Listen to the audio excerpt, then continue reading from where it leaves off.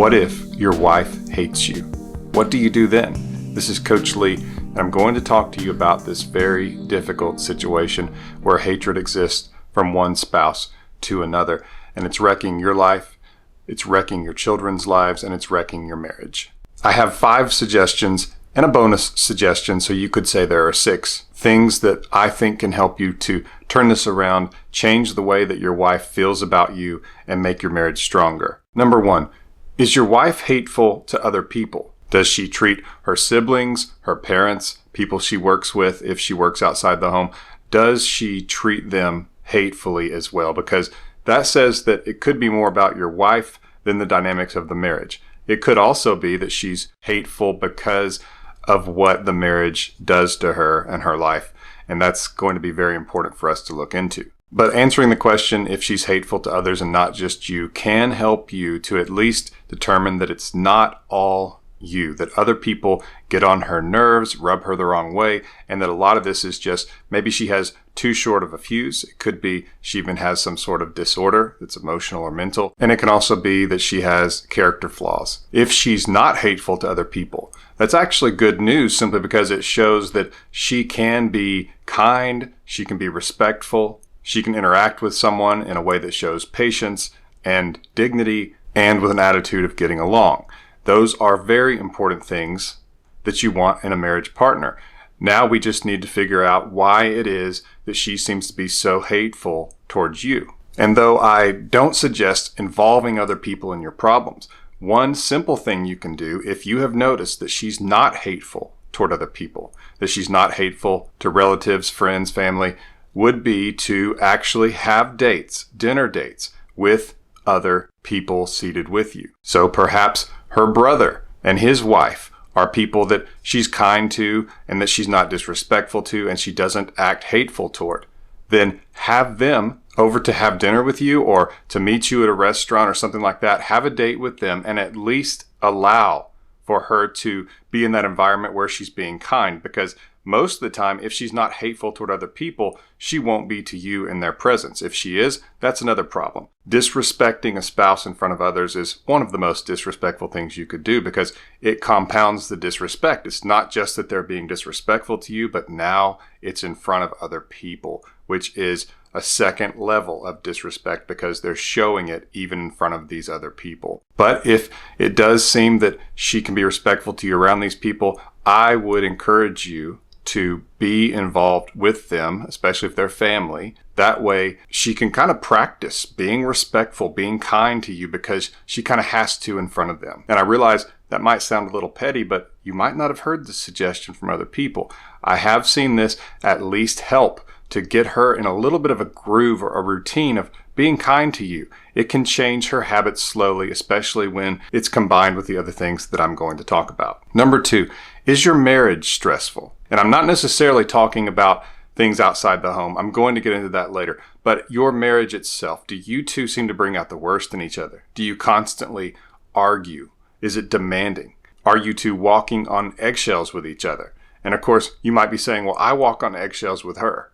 And that's a problem. You shouldn't have to do that. That's disrespectful.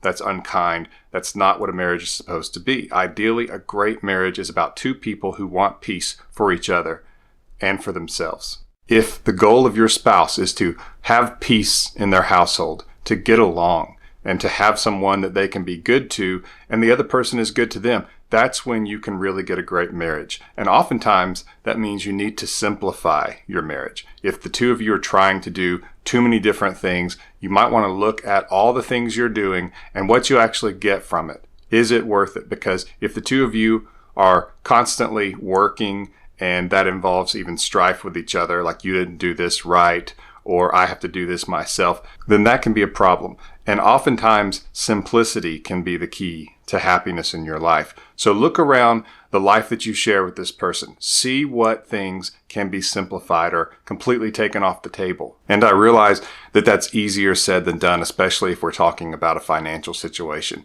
But if you feel like your wife hates you and you want to correct this, you're going to have to put everything on the chopping block that your life is about and that happens in your life. Even if it's something you feel brings you positive things, you need to look at it and see if it can be done a different way. And so I suggest getting a piece of paper and start writing things down, writing responsibilities down, writing things that cause stress and difficulty, things that have to be done each month or each day. Try to figure out how you can take some of that off of your plate and off of your spouse's plate so that the two of you will have more time where you're not having to stress and work and worry. A lot of that is just part of life. But if you can simplify your marriage and your life to whatever degree that you do, you oftentimes make the marriage itself easier. And that's what you want. You don't want a difficult relationship. So look at it all. And I'm going to have some more suggestions on that in the points that follow as well. Before I get to number 3, get my free mini course on saving a marriage.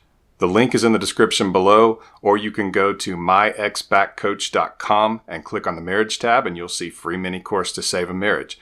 Get that course, watch it. It's a valuable tool. It can really help you get things going down the right path, and it can be a marriage saver. Again, it's my free mini course on saving a marriage, so there's no friction. Just go get it, take a look. Again, it's in the description below in linked form, or you can just type in myexbackcoach.com and click on marriage. Number 3 can be a bit tricky, but so many people are beginning to wake up to this, that you as a man, as the husband, you have to stand up to her when she mistreats you. You cannot tolerate disrespect. Now, that doesn't mean that you get in a yelling match with her. As a matter of fact, you should not go toe-to-toe with her. You should speak calmly, and you should refuse to interact with her when she's being disrespectful. As a matter of fact, one thing you can say is, let's talk about this later when you feel better. That might make her more mad. That's okay, because sometimes you're going to make people mad. It doesn't mean that what you're doing is not the right thing. As long as you are not yelling, as long as you're in control of yourself, then you have nothing to blame yourself for or to feel guilty about. But one of the worst things you can do when your wife hates you or when she's hateful to you is to tolerate disrespect. A simple thing you can say is, I'm not yelling at you, stop yelling at me. Or, I don't treat you this way, stop treating me this way. You have to be authoritative. You have to demand respect. If you yell, if you become emotional, it will exacerbate the problem most likely. You can also simply say, I don't want to talk about this anymore if you're just going to yell. And again, that's a little bit confrontational. That's okay sometimes too. What you need to show is strength, that you respect yourself, and that you aren't afraid to stand up to her. As long as you leave out the yelling, you will probably have some success with this. You can simply say, let's just be respectful to each other and not yell while we talk about this. You might be surprised how her attitude can change. And just changing that dynamic, changing the way that you fight, can actually be very helpful. And that brings us to number 4. Change the way you fight. If your arguments, fights, disagreements in the past have been difficult, and there has been yelling, there's been wall punching, someone has left and spun out their tires down the road, then try to change that dynamic. Show her that you can disagree, that you can argue, but you will be calm and respectful and that you won't yell. Yelling is emotional attacking, and you don't want to yell. You want to stay as far away from that as you can because it can cause some emotional trauma, and it can certainly hurt the connection you have with the other person. Just like when she yells at you, you don't feel close to her. You don't feel like you want to help. You don't feel like you're loved. You feel distant. You feel cold from her. And it's very difficult. Even when you two reach some kind of resolution in the disagreement, if there's been yelling, there's still hurt feelings. You don't feel like hugging this person or lying in bed watching a documentary and just having a relaxed evening with them.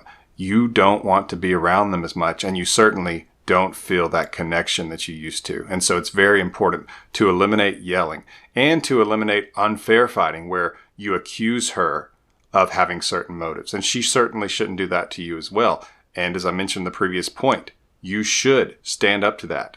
Be calm, keep your voice low, don't yell, but say, listen, I am not going to accuse you of things, so don't accuse me of things. Let's try to make some progress here and be good to each other. You can say something that simple and just keep repeating it, but demonstrate it. Show her that you're the one, because it can get really awkward when the other person's yelling and you're not. That is something they will notice. The contrast is obvious, and oftentimes it can cause both people to lower their voices and to speak respectfully to each other. So changing the way you fight is a big step. It will help bring back in time some warmth, some connection, and can help you to grow and improve. But it will take a little bit of time. Start today. Change the way that you fight. Number 5, let her see you being a good dad. So if you maybe do some things with your children and they're away from her, try to do more with your children in front of her where she can see you interact with them. The more that a spouse can see the other person being a good parent to their children, the more feelings of respect, admiration, love, and warmth can be there. So let that happen. Try to have more family time where all of you are together. Bring back the family dinner. That's one thing that modern society has stripped away in large degree. And there's other things that have been stripped away. And some of those, I believe, are purposeful as people try to destroy marriage and try to destroy the family, because people are easier to control when they're independent and isolated. But if they have other people around them, if that family unit is there, they look out for each other, and they don't need government and other things if they have the family. But you isolate them and suddenly they have to be dependent. So enough with that. Just know that there is an effort to divide your family. There is an effort to separate the people who you call family, and that you need to bring some of those things back, like the classic family dinner. You all sit around the table. You talk about your day. You compliment the cook. You teach your children manners. These things, these lost ways, need to be brought back. Our great-grandparents were not stupid. I'm actually going to provide 2 bonus suggestions that can help if your wife hates you. The first bonus is offer a truce. And I really mean that. Sit down with her and say, I know right now that we aren't getting along, that this marriage is difficult, and I want to offer a truce because we need to be on the same page and on the same team, and I want better for us. So can we try starting a new page? And that's even if you have before. And if she says, well, you said that before, say, I know. And I want to keep trying because I believe in us and I love you. And show her. Even remind her. If she happens to start yelling again or something, say, hey, let's remember our truce. I want to be good to you. Please be good to me. Do your best. But that reset button of saying, let's start over. Let's start behaving the way that we should and being respectful and kind to the person we're married to. And you will need to be specific. Say, let's stop yelling. Let's stop accusing the other person of having bad motives. Let's stop being impatient with the other person. Let's stop rejecting each other. Bring that up and tell her, I want to start a new page. If she does not agree, say, I understand that right now you might be doubtful that it can happen. That's okay. Please think about it. I'm going to start the new page myself the way that I treat you. Please consider starting that, and let's just start over and see how good we can make this. You have nothing to lose, and it gives you an opportunity to show her you can keep your word and that you mean it. And it may take you going first for her to go if there's a lot of resentment. So keep that in mind. Bonus number 2. It's a bit controversial, but it works really well. Ask her if she would like to try a classical marriage. And again, as I referenced earlier, our great-grandparents were not stupid. A classical marriage where the man is the provider and the protector, and the woman is the keeper of the home, the manager of the home, and she supports the kids and her husband just as he supports her financially and through protection, is actually a time-tested, proven way a marriage can work. And oftentimes it takes stress off of both people because they serve each other. If both people are having to earn money, oftentimes they are going in different directions and they're exhausted and stressed, and when they get home, they give each other the scraps and they give their kids the scraps. But if one of them is, and the other is making the home a place of peace and nourishment for each other and for the kids, the family, then oftentimes I notice that the two of them get along much better. And in turn, when she takes the responsibilities of the home, at least most of them, because everybody needs help sometimes, and she should be able to ask that. But when she takes a lot of that responsibility off of his plate, where he isn't feeling like he needs to be working after he's done working, and because she's had that time during the day where she wasn't going away from the home to actually do some things in the home, then both of them can actually have peace at the end of the day. They can be done with their chores in an ideal situation, not all the time, but a lot of the times. And quality time can be spent with each other and the family without there being so much stress. And when both people have separate careers going in different directions, it can cause a lot of stress because both people are emotionally exhausted and their fuse is about that big. No matter if you think it sounds politically incorrect or that we just know better now than they did for the last several thousand years, we have lots of studies that show that a classical setup actually does the best for the people in the marriage and for the kids. It's worth a try because most people find they do get along better. So it's something to consider. And I suggest that you don't just follow the philosophy of our modern day without trying it first, because a lot of people say that it really works for them. And I've seen it work many times to the point a lot of people are really surprised that it works so well. And if you're afraid to mention that to your wife, or you think that she won't respond well to it or won't want to do it, what do you have to lose if things aren't going well? Because a lot of husbands have been amazed when their wife said, yes, that actually sounds really nice. Let's try that. Remember to get my free mini course on saving a marriage. The link is in the description below, or you can go to myexbackcoach.com and click on the marriage tab. In the end screen here, there will be 2 videos, both about marriage. I suggest that you choose one that seems to relate to you best and watch it as well. The more of these videos that you can watch, the more likely you are to be able to bring back love, warmth, and connection in your marriage and to save it. Even if you are asking, what if my wife hates me? Please like this video if it's been helpful. This has been Coach Lee, and as always, thank you for watching.